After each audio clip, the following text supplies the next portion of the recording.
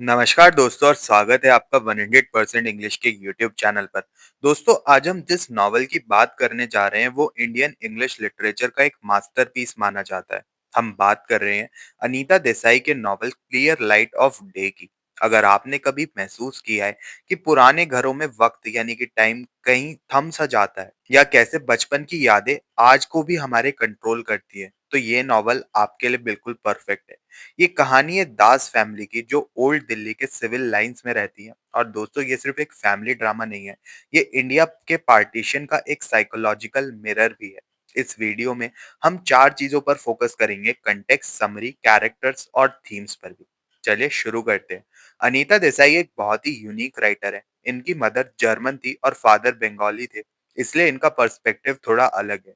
वो इंडिया को एक इनसाइडर की तरह भी देखती हैं और एक आउटसाइडर की तरह भी ऑब्जर्व करती हैं। क्लियर लाइट ऑफ डे 1980 में पब्लिश हुई थी। ये नॉवल उन्होंने अपने बचपन के नेबरहुड ओल्ड दिल्ली पर बेस किया है। इस नॉवल में सोशल रियलिज्म से ज्यादा साइकोलॉजिकल रियलिज्म यानी मन की सच्चाई पर फोकस किया गया है। देसाई कहती है कि उन्हें कैरेक्टर्स के इनर वेदर में इंटरेस्ट है, मतलब उनके दिमाग और दिल में क्या तूफान चल रहा है, इसमें उनको ज्यादा इंटरेस्ट है। दोस्तों इस नॉवल को समझने के लिए आपको ये याद रखना है कि ये एक लीनियर नॉवल नहीं है, ये सीधा नहीं चलता, ये एक स्पाइरल की तरह है। कहानी सबसे पहले प्रेजेंट से शुरू होती है, फिर पास्ट 1947 पार्टीशन एरा में जाती है, फिर और पीछे चाइल्डहुड में जाती है और एंड में वापस प्रेजेंट में आती है। तो ऐसे ही हम इसको चार पार्ट्स में ब्रेक करके समझते हैं ताकि हमारे लिए इसकी समरी को समझना बहुत ही इजी हो जाए। सीन ओपन होता है ओल्ड दिल्ली की तेज गर्मी के साथ। तारा जो कि छोटी बहन है, अमेरिका से वापस आई है। वो एक डिप्लोमेट बकुल की वाइफ है। घर में बिम ये जो उनकी बड़ी बहन है और बाबा जो कि मेंटली डिसेबल्ड भाई है वो रहते हैं। घर बिल्कुल वैसा ही है जैसा पुराना हुआ करता था, धूल से भरा है, बिल्कुल डस्टी है और डिकेइंग है। तारा को लगता है कि यहाँ टाइम रुक सा गया है। बिम थोड़ी बिटर है, गुस्से में है। क्यों? मेन कन्फ्लिक्ट ये है कि जो उनका बड़ा भाई था राजा, जो हैदराबाद में अब रहता है, अपनी बेटी की शादी कर रहा है।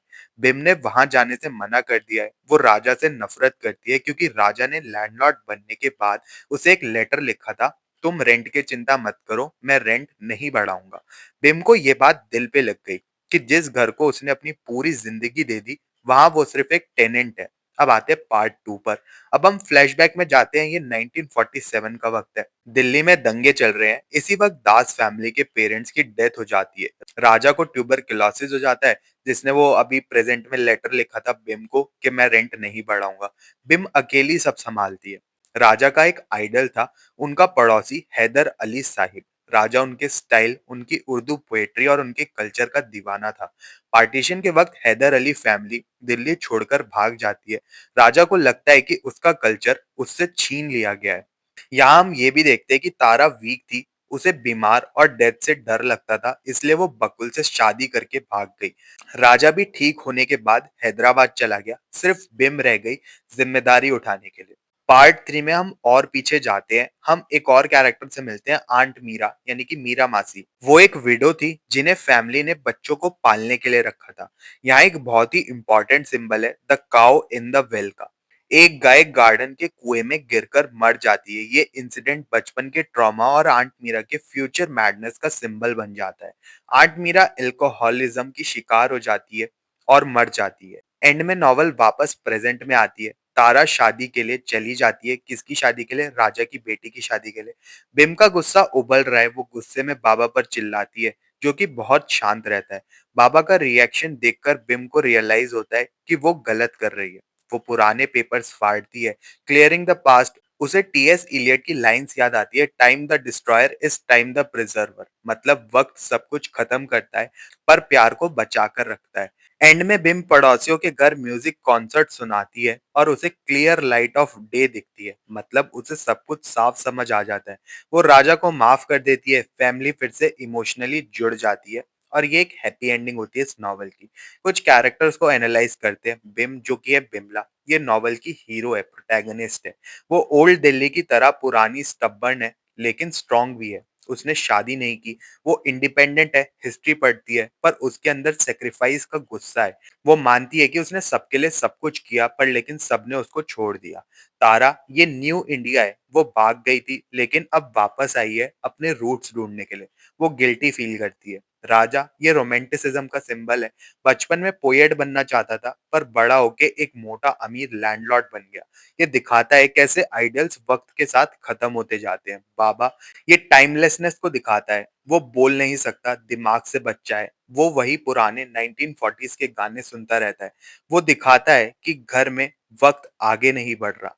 की थीम्स भी देख लेते हैं। टाइम एंड मेमोरी का थीम इस नॉवल के अंदर एक्सप्लोर किया गया है। देसाई कहती है कि पास्ट कभी मरता नहीं है, वो हमारे आज में हमेशा जिंदा रहता है। पार्टीशन का थीम इसमें एक्सप्लोर किया गया है। सिर्फ देश का नहीं, फैमिली का भी पार्टीशन हुआ है। ये एक इमोशनल पार्टीशन को दिखाता है। फॉरगिवनेस नॉवल का मैसेज यही है कि रिजेंटमेंट, गुस्सा और नफरत रखने से हम खुद को हर्ट करते हैं। माफ करना ही आगे बढ़ने का सही रास्ता है। तो दोस्तों, ये थी clear light of the day. ये हमें सिखाती है कि हम चाहे दुनिया के किसी भी कोने में चले जाएं, हमारा घर, हमारा पास्ट हमें हमेशा डिफाइन करता है। उम्मीद है आपको ये एनालिसिस पसंद आया होगा। अगर आपको ये वीडियो पसंद आई हो तो इसको लाइक और शेयर जरूर करें और 100% इंग्लिश चैनल को सब्सक्राइब कर लें और ऐसे इंसाइटफुल वीडियोस के लिए। मिलते हैं फिर अपनी नेक्स्ट वीडियो में। तब तक के लिए happy studying and best of luck for your upcoming examinations.